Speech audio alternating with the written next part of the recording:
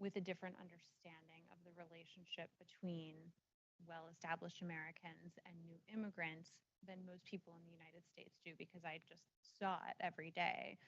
On my way to school, I would pass by dairies and pass by farms. You know, I might see people outside picking heads of radicchio, and then after soccer practice, go to the grocery store and see the radicchio there on the shelf. And so the connection and the symbiosis between immigrants and well established Americans, it wasn't abstract to me. It was very literal. I understood how one required the other. So that's where my interest started. And then when I got to college, I studied migration and learned about the political structures, the racial structures, and economic structures that I had grown up observing without fully understanding. So then I got really hooked and started to cover immigration as a journalist.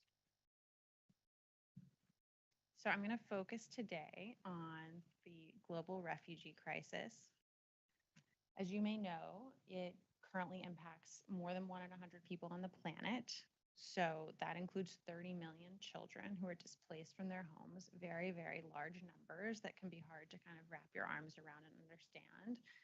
As a reporter, I tend to use those numbers to just dive as quickly as I can into the human stories on all sides to help people understand what this all means.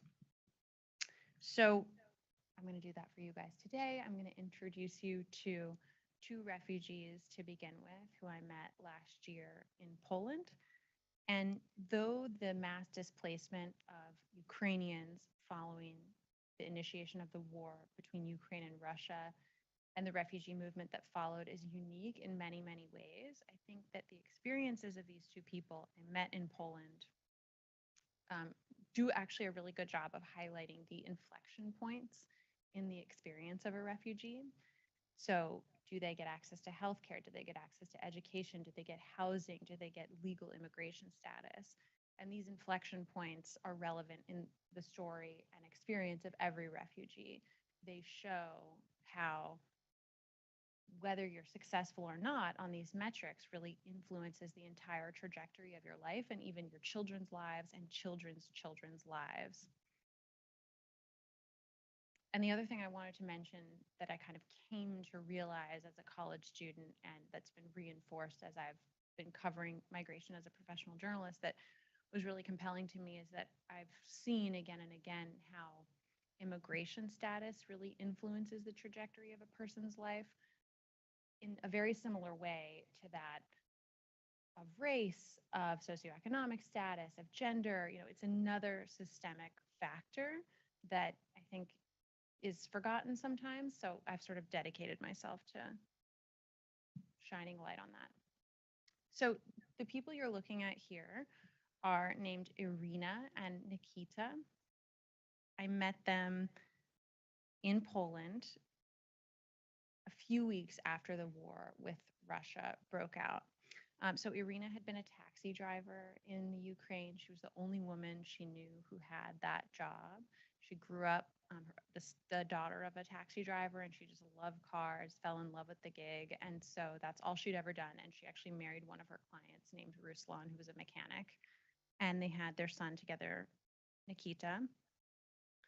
So the war breaks out, and Irina panics, like just about everybody in Ukraine, doesn't really know what to do. She has an older daughter in the middle of the country who can't get to her because ATMs are shut down. The daughter can't get a bus ticket to get to the west of Ukraine. So she tells her older daughter to go and stay with extended family who are just a little bit east of where she was. Her older daughter proceeds to basically live in a basement bunker type situation for months with, you know, very little access to fresh food and even light. I mean, hiding from shelling. And what Irina does is she and Nikita hitchhike with neighbors into Poland. Something you may know that's a little bit counterintuitive about refugee resettlement is that it's often the people who have the most resources who get to leave first. So people who have passports, who have money, who have connections to actually get somewhere. And that was very much true and clear in the early days of the war in Poland. Irina had arrived there with people who were a lot more wealthy than she was. And so even though I, got on the plane as quickly as I could, intending to go and stay in this home where 13 Ukrainian refugees had been taken in to kind of document what it means to be a refugee amid this global migration and refugee crisis, by the time I arrived, everybody was gone except for Irina and Nikita. Everybody else had the funding and the family connections and the passports to either rent their own Airbnb or apartment or to move on to wealthy countries where they had relatives. So Switzerland, some had gone to the United States, some had gone to not journalism, to Germany. And Irina and Nikita were still there. They were staying in the home of a banker and an author who agreed to take them in. And when I arrived, the homeowner, she said to me, what can I do? Irina's a working class girl. And it sounded like a pretty harsh comment. But sometimes as a journalist, when people are that candid, it's helpful because she was right. Every Ukrainian person was suffering in that moment. But she was right that the resources Irina arrived with, which included just $300, that was her entire savings, meant her experience trying to acclimate to Poland was going to be completely different. She did get a job, but she was making illegally low wages working in the kitchen at a private school. She's basically an undocumented immigrant. Nikita was also having trouble. So he was waking up in the middle of the night, crying out for his dad. He wasn't getting good sleep as a result of that. He was getting into fights in school. So he was offered a spot at a private daycare that kicked him out because he got into a fight with one student. When I arrived, he was at a second daycare that had also offered him a spot, kind of unofficially, but he was on the verge of being kicked out of that school too. And he was a child who'd never been violent before, but he was frustrated because he didn't speak the language. He couldn't communicate with any of his peers. He was exhausted and he was scared. So legally in Poland, Irina and Nikita were eligible for 18 months of legal status under legislation that was passed in an emergency session of the Polish parliament. So that would give them access to, a proper slot in the public education system for Nikita, to medical care, to welfare benefits, to cash assistance, and all the other benefits that come with being a legal immigrant within the EU for that 18-month period of time. But another thing that people don't always realize about being a refugee is there's a lot of logistics involved. It's similar in that way to poverty in the United States. There's a lot of lines you have to stand in, a lot of paperwork that you have to fill out. And that really wasn't an option for Irina. So in the photo you see here where she's holding up a piece of paper, this is her route to work every day. She had a 2-hour commute by bus, and she had to drop Nikita off, then get to her job and get home. And she was so paranoid about getting lost because she too didn't speak the language that she wrote it down. And the offices where she had to go to actually sign up for an official government ID number and all these benefits I just described had hours long lines outside of them every day. She didn't have time to stand in those lines because she had to work to make her wages that, no matter how much she worked, she was never going to be able to afford her own apartment. But it was what she felt that she had to do because her $300 that she arrived with were gone pretty quickly. So I had a lot of questions about what was going to happen to Irina and Nikita. Were they going to be able to acclimate to life in Poland in the way that these other folks who they'd crossed the border with already had? Were they going to get a foothold in the country? Was she kind of going to remain undocumented and wait to see whether she'd be able to go back to Ukraine or not? Would her husband survive the war? Lots of questions about what's going to happen to them. And these are the things that kind of interest me. When I arrived in Poland, the border was sort of packed wall to wall with journalists, and people would just go and stand in front of one news camera and then another and then another and then another and another. And a lot of the reporting tended to be around just the vast numbers of people crushing across the border. And that, I guess, was attractive to people covering the war and trying to give a sense to their audiences of its immediate impacts. But as somebody who focuses on migration, I kind of am more interested in not just the moment that one becomes a refugee, but the weeks and the months after, and what does that mean for the rest of your life? So By comparison, the next person that I'll introduce you to is named Nduka. He is from Nigeria originally, and he arrived in the Ukraine in the 1990s. He was a university student, but while he was studying, his father, who'd been paying for his education, died. By then, he had a Ukrainian girlfriend with whom he was in love, and so who he eventually married and had two children with. So he decides to stick around and make his life in Ukraine starting in the 1990s. When I met Nduka, I asked him what he did for a living. And he said, as an undocumented immigrant in Ukraine, it's not really what do you do for a living, it's what don't you do for a living. He would take on any odd job he could find. He would buy old shoes and clean them and try to resell them at a market. He was a mechanic, he was a handyman. When the war broke out, he was on a job just chopping timber in the middle of the woods somewhere. And so he was able to hitchhike to the border with Poland. But as you all may know, lots of people who were not Ukrainian nationals had a lot of trouble getting over the border, and that was very much true for Nduka. He was stopped and kind of marooned on the border for a 2-week period of time. He was rejected by both Ukrainian and Polish border guards. I mean, there are effectively two checkpoints that you have to cross through to actually get into Poland. Both sides were giving him trouble. He was being harassed, and UN workers who supported him, whom I interviewed later, told me just about one example I'll give. Somebody in line to cross the border took out their phone and pointed it at Nduka and said, "Look, they taught the monkey to speak Ukrainian." He said this was really nothing compared to experiences he'd had over decades of living in Ukraine. And we're talking about countries that are 99% white. In this photo, he's showing me the scar from an attack he experienced in the 1990s when there was a rash of violence against immigrants and Jewish people in Ukraine. He was hospitalized in a coma for a month during this attack, and a friend who'd been with him was actually killed. So he did eventually make it into Poland, but his prospects were very different. He was not legally entitled to that 18 months of legal status. He actually had 15 days under Polish law to get out of that country. The UN workers who shepherded him across the border and kind of gave him advice about what to do next advised him to try to get to Germany. It's considered to be the most sympathetic to, or the most open and kind of unscrutinizing when it comes to people seeking refuge. So his plan was to try to get to Germany. Didn't speak any German, didn't have any connections in Germany. At that point, he spoke Ukrainian, Russian, and English, but none of those were really going to be terribly helpful to him. But he's going to try to get to Germany, and I said, are you worried about this? How are you feeling? And he's just kind of like, what can I do? So, I tell all these stories not to, and I'm just reinforcing this point because it's an important one, not to suggest that anybody has it, quote unquote, easy as a refugee. Of course, that is not the case. To be forced from one's home, to have to leave loved ones behind, to have people you know and love killed is a horrifying experience for anybody, regardless of the funding or the passport that you have when you go through it.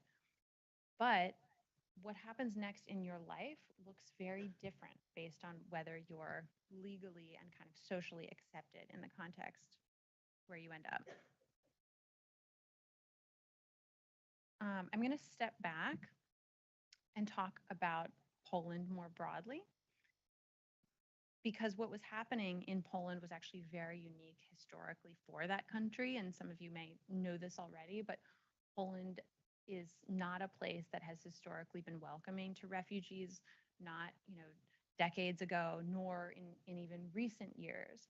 So starting a couple of years ago and amid the war itself, the leader of Belarus, Lukashenko, had started encouraging Arab migrants and refugees to come to Belarus and promising to deliver them across the border in Poland. He was doing this to irritate Poland. Lukashenko is an ally of Putin's, and the idea was to give Poland a bunch of refugees that Poland didn't actually want. The president of Poland and the government in Poland had offered a few different explanations for why those refugees weren't welcome. But the most generous one was, and some of those had to do with cultural homogeneity and religious homogeneity, and were more pointed when it came to race and religion. But the most generous explanation for why those Arab refugees were not welcome was, it's nothing against you guys, essentially, but we just simply don't have the resources to take in, tens of thousands of new refugees per month. We couldn't possibly do that. And so Poland had gone to great lengths to keep these refugees out of its country. People were sprayed with water cannons. People froze to death in the forest in Belarus, um, including, children and at least one baby. So the Polish government went to very, very great lengths to keep these refugees out of Poland. And again, the argument is nothing against you guys. We just were a small country. We don't have a terribly strong economy. Yes, we're in the EU, but we're sort of its weakest link, and we can't take on a huge number of migrants. That argument reminds me of something that we hear a lot in the United States. And in fact, we've heard a lot in the United States historically that, it's nothing against all of the people who want to come to the United States, and we wish them well, but we simply don't have the resources to take them in.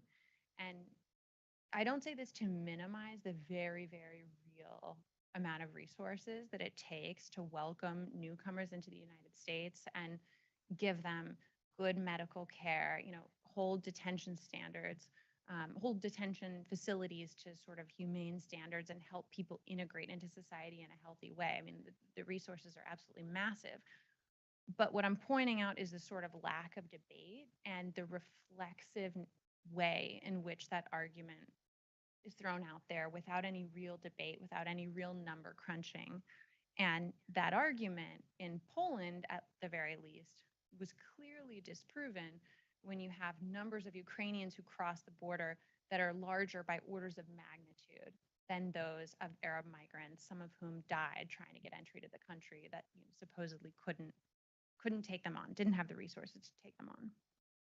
And by the way, I'll just point out that the media plays a role here, of course, right? So a lot of the coverage of this tension between Belarus and Poland suggested that Lukashenko was attempting to destabilize Poland by welcoming and encouraging Arab migrants to cross the border into Poland. And even just the use of the word destabilize is worth paying attention to and actually questioning, right? Because it presupposes that Poland was going to crumble under the weight of all these new migrants, when obviously that wasn't the case when it came to Ukrainians.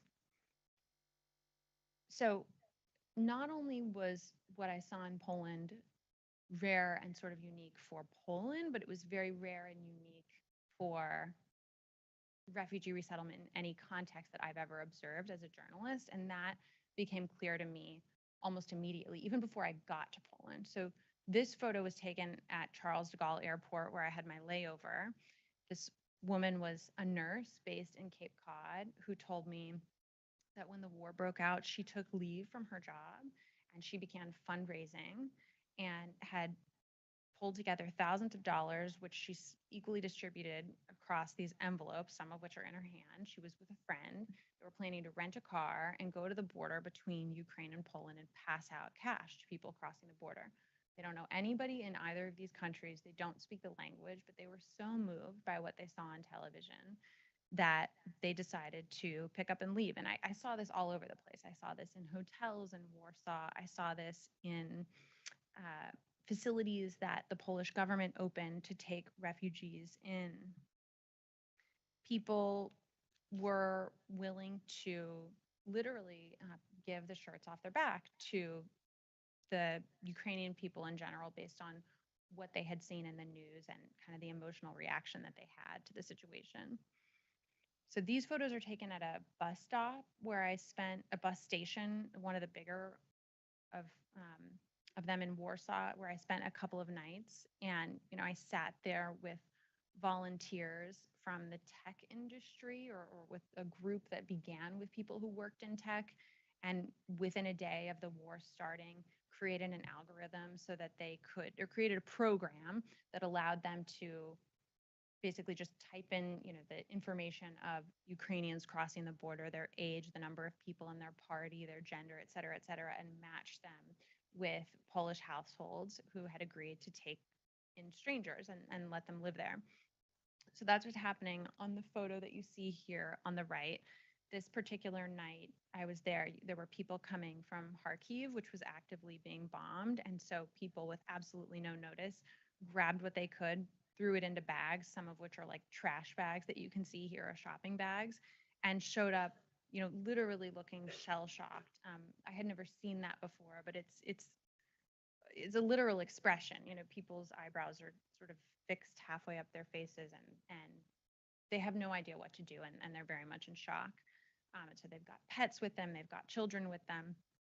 And at this bus stop, they were met with Ukrainians distributing housing, as I mentioned, hot food, cold food that could be taken with them for later.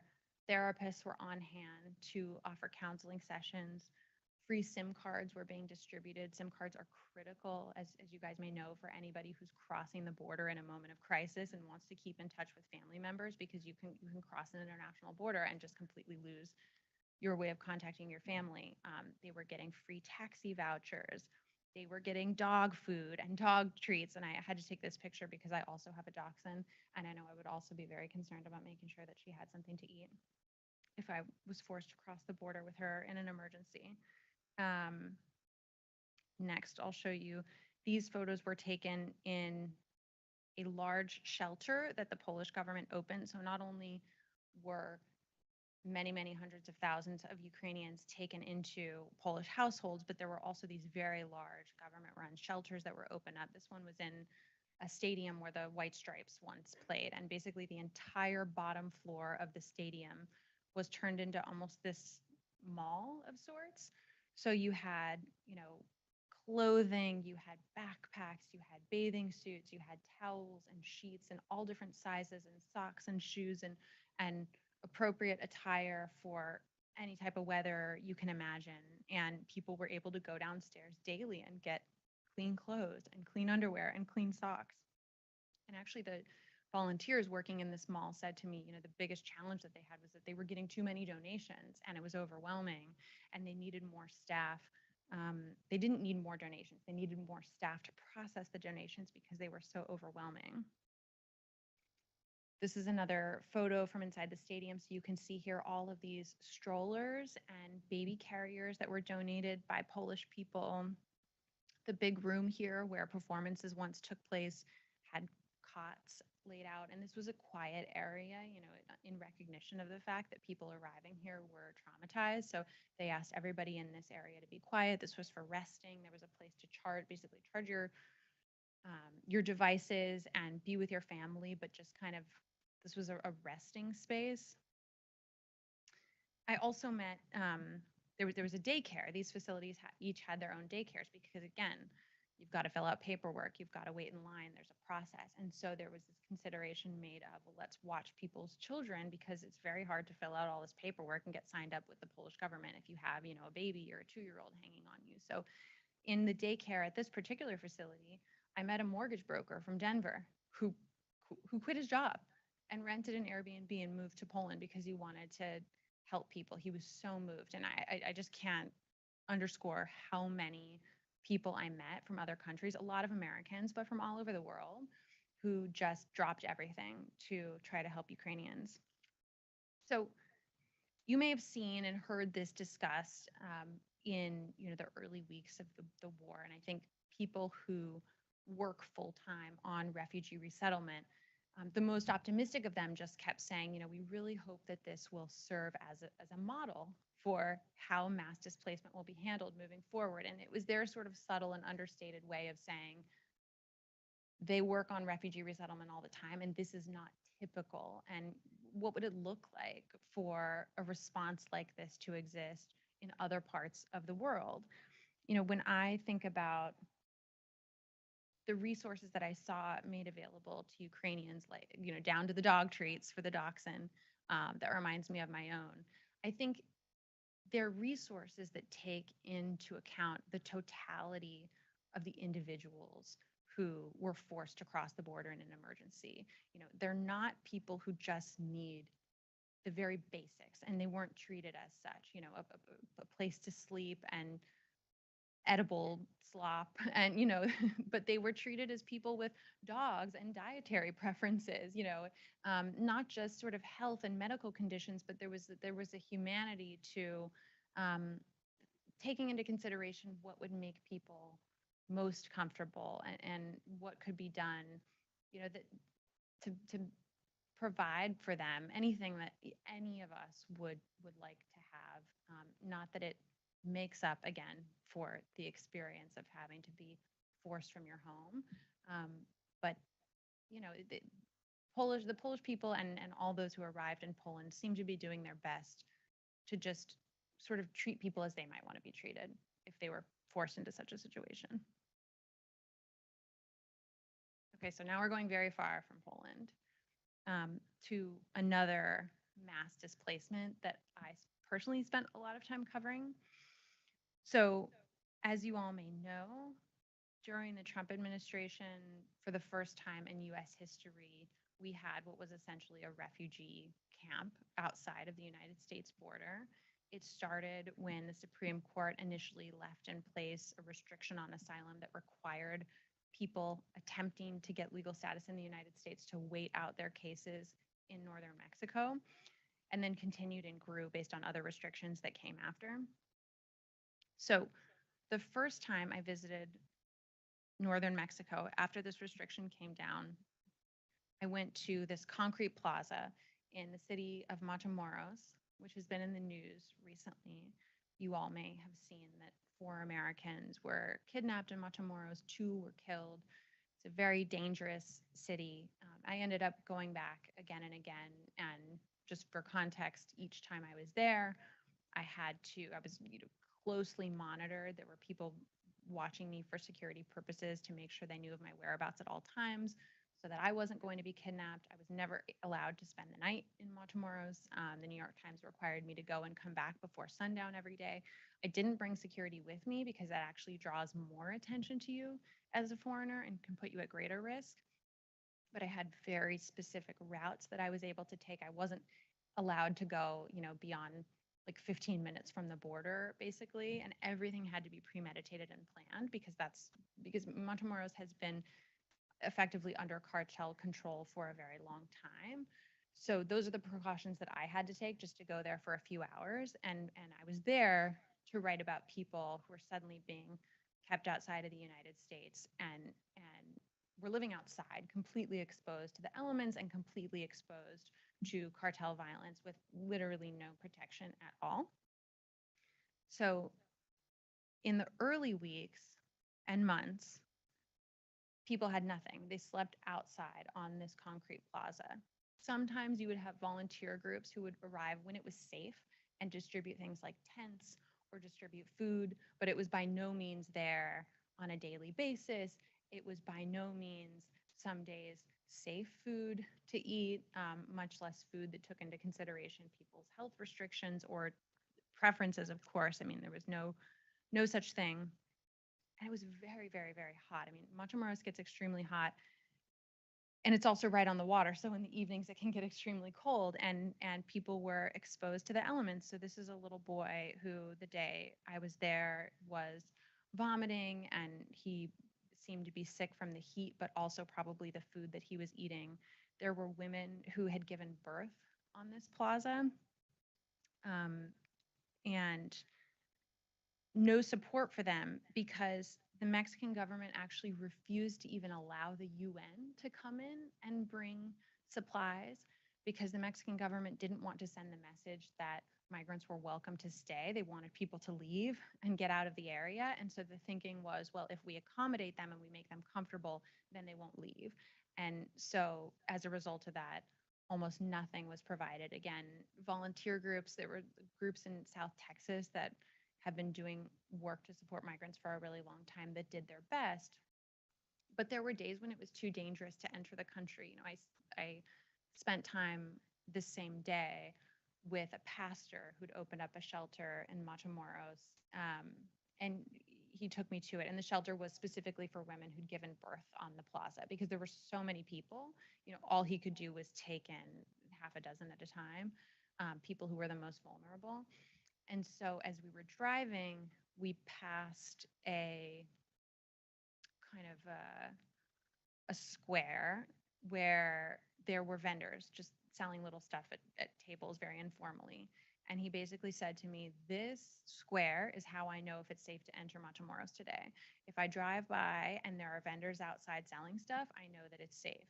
And if I drive by and nobody's outside, I turn my car around and I go back into the United States because that means that there's some sort of conflict going on, that, there are guns out and somebody's being pursued and it's not safe to be driving around at that time." And multiple times he'd been surrounded by people. He'd been held at gunpoint by people just wanting to know who he was and where he was going, and was basically let go because of his religious affiliations. But this is a very dangerous place to even visit, is the point that I think I'm getting across, much less to live. So as I continued to return to Matamoros throughout the Trump administration, and I actually was there all the way up until Election Day. I went there on Election Day in 2020. The situation really metastasized. So the group living on that concrete plaza got so big that they moved over to a kind of field right along the river, from which you could actually see the United States. And some supplies eventually made their way in, all from volunteer groups, again, not from the Mexican government. So additional tents were brought in, and big, what do you call those? Big tanks that collect rainwater, that was supposed to filter rainwater, were put out so that people could get water. And they had to use buckets and carry their daily water back and forth every day. The filter system was not very good, because people were constantly ill in Matamoros. I mean, I would be going around and doing interviews, and if I go back and listen to my audio from those reporting trips, what I hear is just constant coughing and even retching. Like, I can hear people vomiting in the background because there was no way to practice safe hygiene. There were a few dozen porta potties that, the smell was unbelievably bad. And there was just no way to sort of protect yourself from the elements and to keep illness from just getting passed around constantly within these camps, because there were no resources to support it. So this is a baby that has a heat rash. I saw this a lot in Matamoros. This is a newborn, a baby that was born in the tent camp. I watched it get its first bath in a plastic bowl. This is a little girl who had a physical disability that her mother was hoping to have treated in the United States. These photos are people kind of doing their best to try to help keep kids entertained. So the one photo with the balloons you can see is at a birthday party. This kid really liked me for some reason, so he was sort of stuck to me all day. But parents would basically pool their money together and do what they could to buy 5 balloons for a birthday party, and then try to save them and blow them up again for the next birthday party, just to give kids a semblance of normalcy. The other photo that you see is a man who had been a musician and a music teacher in his home country. And so he was giving free music classes to a few kids just to kind of try to keep kids busy. But the children in this camp, and many displaced children across the globe, aren't going to school at all. There were kids in this camp who hadn't been to school in over a year. And now that we've, when I used to talk about this, it was more abstract, but now we've all lived through the pandemic, and we all know very well how significant it is for kids who are developing intellectually to miss school for a month, much less to miss school for a whole year or longer. I mean, those are delays that, as we all heard experts tell us, and can not ever be overcome in many cases. And so that's the case for many refugee children. So last person I'm going to introduce you to is Alex. He was an 11-year-old who I met in Matamoros. He loved animals. He loved science.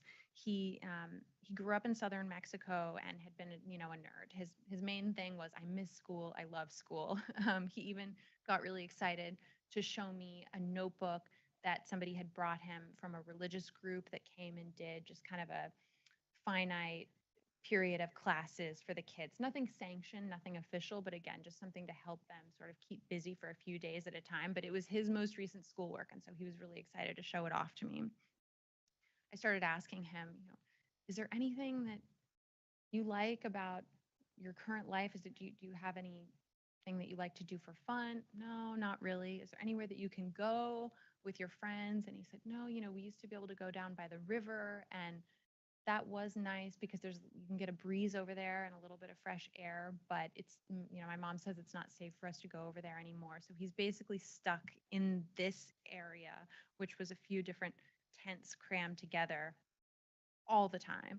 Parents stopped letting their kids even leave the tent side because kidnappings were occurring. There were hundreds of documented cases of assaults and kidnappings and extortion cases.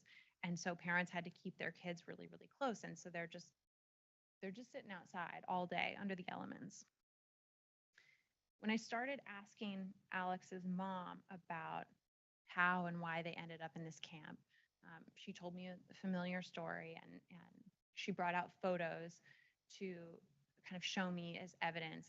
This happened a lot in Matamoros.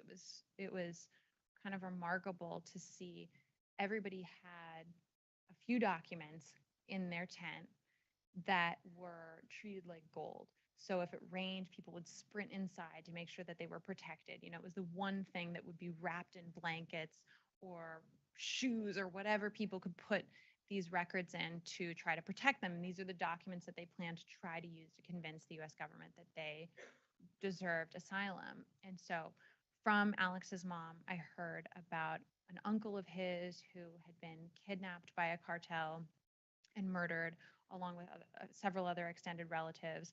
I heard about his father, who was physically abusive to his mom and the family, and how when she had tried to engage police, it became clear that the father had a relationship with the police and that the police were going to be of no use to the family. And in fact, the mother was even at even greater risk by trying to get the police involved. And as she's talking to me, I can hear Alex retching in the background. And I sort of paused her and said, is he okay? Do we need to stop for a minute? Do we need to go check on him?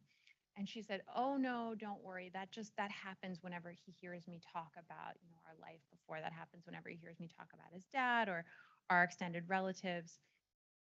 Don't worry about it. That was his trauma response from everything that he'd been through. And yeah, I just was not really ever able to forget meeting this family and this child who was very clearly living in circumstances that were exacerbating those that forced his family to flee home in the first place.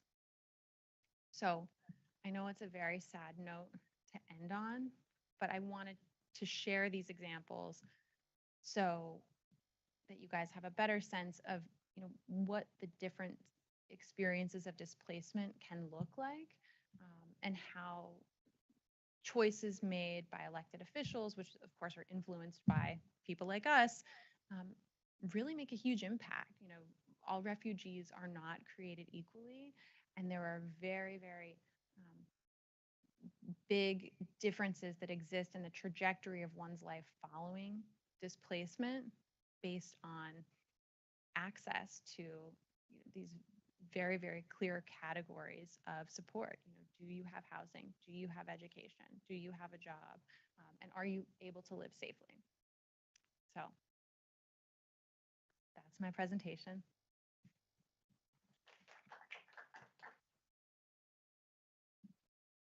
No, it's kind of a weird one to clap after, and I'm always a bummer. So I really appreciate you guys being here.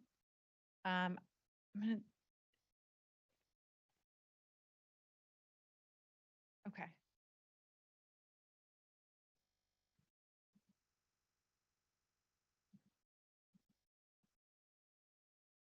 Okay.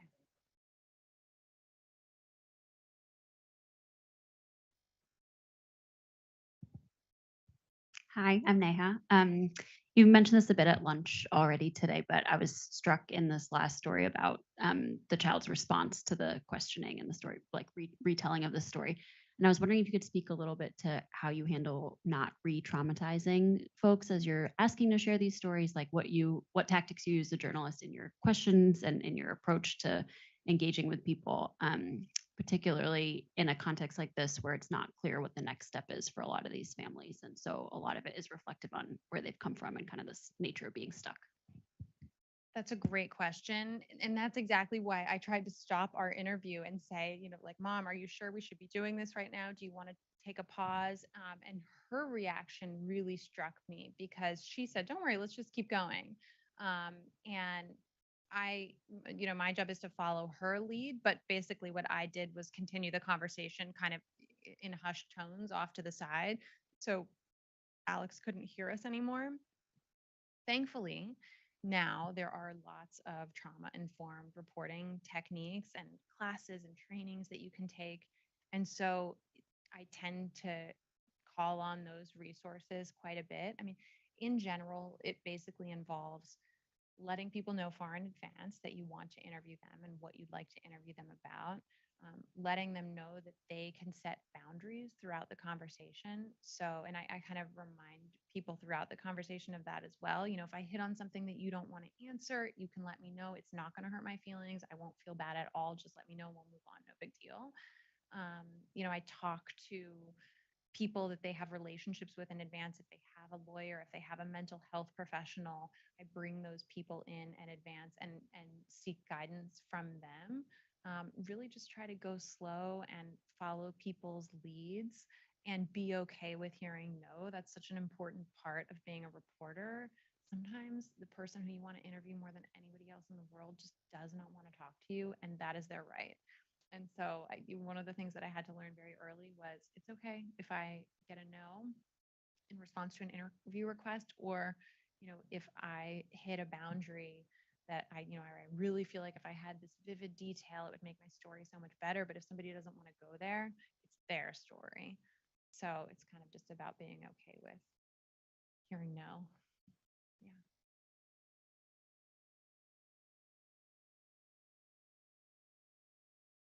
Yeah. Yeah. Mhm. Thank you. I'm Tiago. I work for UNHCR in Colombia. And I think it was a great comparison that you made between these different refugee crises. And I think there are some other crises that are much less visible, like the internal displacements crisis, especially in countries that don't draw that much attention, but people may have the same level of suffering or even more that some refugee crisis, right?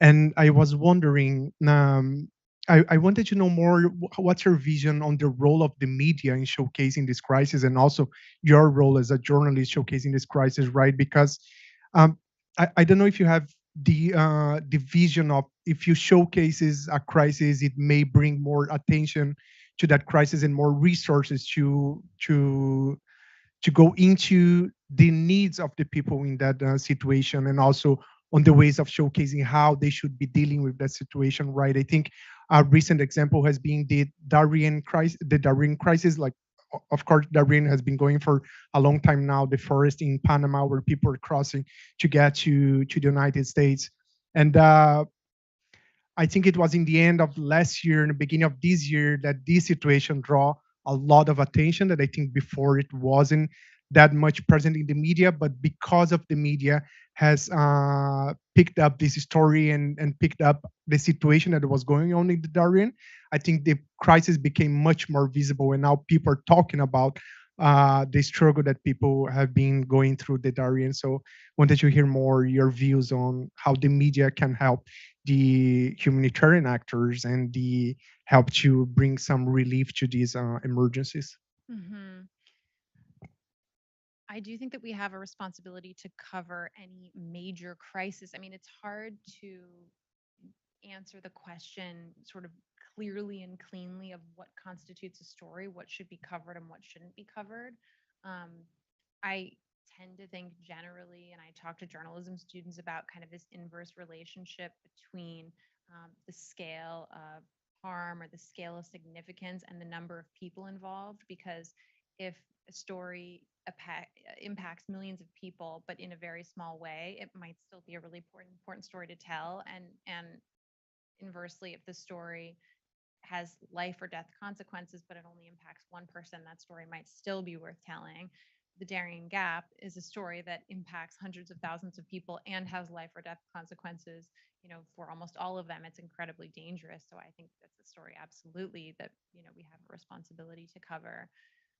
I also tend to think when it comes to the role of journalists in covering displacement and migration in general, about the importance of history and context. That's kind of my thing that I keep going back to, and I keep preaching and I keep mentioning to as many people as possible, because especially during the Trump era, there were lots of people who were being assigned to immigration stories or who wanted to cover immigration stories because it was this big national story all of a sudden, but who weren't as familiar with the history.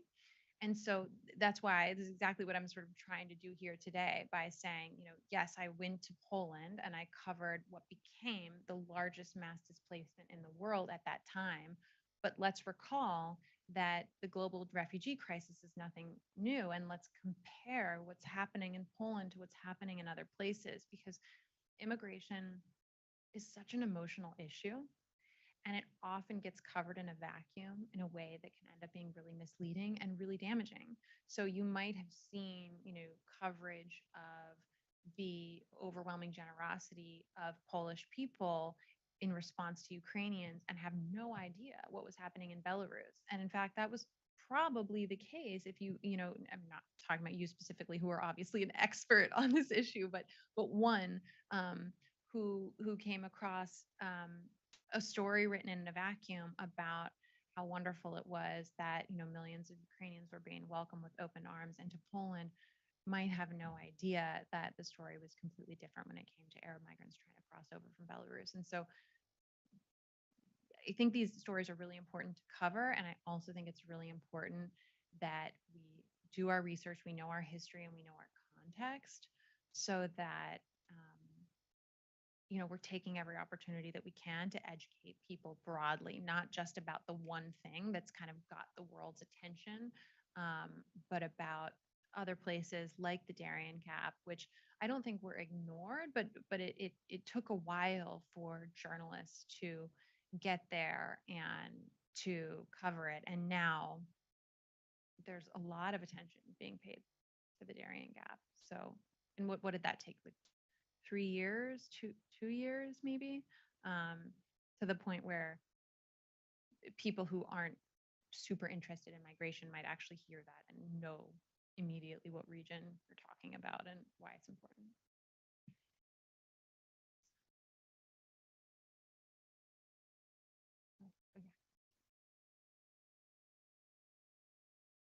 I think I remember this kind of loud reading in your Atlantic piece about your trip to Poland.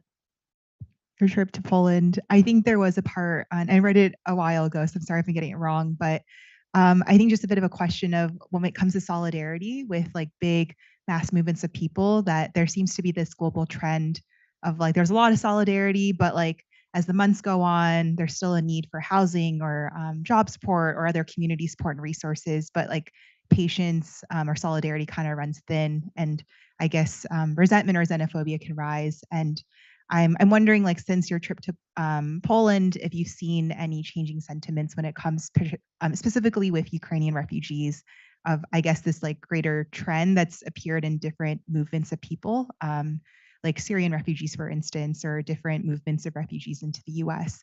If you're seeing any of that, I guess shifting from solidarity to maybe perhaps xenophobia happening, yeah, with this particular movement of people. So that was already just a few weeks into the war, a big part of the coverage that I didn't mention today, but that I did in Poland, because I was hearing people say things like, um, yeah, I was having people ask me, can you ask them when they're going to leave? Like I would go to the hosts I would go to a host who had taken in Ukrainians and I would interview them, and then I would go and interview the Ukrainians, and the host would say like, can you try to find out when they're leaving? The patience was wearing thin and people were getting exhausted, and the UNHCR was a great help to me in terms of sharing that this is very common, and that it's happened worldwide. And so I do think that patience was running thin in Ukraine. I haven't seen it evolving into xenophobia in the way that it has elsewhere. And it's kind of I mean, it is noteworthy and interesting because I kept hearing in Poland how prior to the war, it's not as if the two cultures and societies were thought of as equal. I mean, there's obviously shared ties, in some places shared language and shared cultural norms, but it was actually the case that, you know, Ukrainians, to the extent that they lived in Poland, tended to do domestic work, tended to do, you know, low-paying immigrant labor, and were viewed lower on a societal hierarchy. And so it's interesting that you haven't seen evolution toward xenophobia against Ukrainians, but there was this exhaustion. There was this just, okay, you know, we kind of want to get back to regular life, and we can't host guests forever. I think that might have been the headline of my story. You can't host guests forever, because I kept hearing that people were venting to me. Even at one point, I was in a cab, wasn't even doing an interview, and I think my cab driver, who was a woman in her 60s, you know, she heard me speaking English and kind of guessed that I was a journalist, and she started venting to me about how she needed to get these Ukrainians out of her house, and she was just kind of, she felt bad, but she was exhausted by their presence. And so I think what becomes really critical when that exhaustion hits in, it starts to hit, is those other metrics of security and stability that I mentioned. So, you know, if you're no longer welcome in somebody's home, do you have access to welfare benefits? Do you have access to government housing? Do you have, you know, is your kid enrolled in school, or are you just being kicked out onto the street? So I think that insulation and that support lessened the pressure on Polish people, because Ukrainians were eligible for cash benefits. So it's not like all of the groceries had to come out of the pocket of their Polish host. Um, you know, maybe if the Polish host wanted them out of the house, but was willing to throw a little bit of money toward rent each month, that plus cash benefits, plus whatever job, you know, a Ukrainian person was legally entitled to get and therefore was receiving minimum wage, maybe that together covers housing. So I feel like that's part of why the pressure was less. And I don't mean to ignore the elephant in the room, because so often when I talk about this, people are like, isn't it just race? And obviously, race is a really big factor. And religion is a really big factor when we're talking about Poland specifically. So, you know, we're talking about xenophobia. Obviously, when you're talking about two communities that are white and that look really similar, there's the Ukrainians were sort of at an advantage, so to speak, in that regard.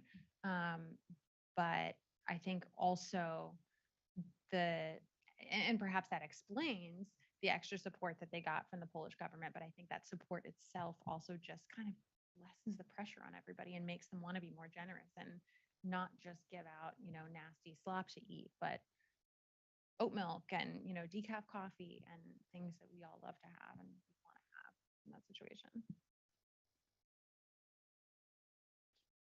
Did you want to ask one more? You're good. Okay. Thank you so much for coming, guys.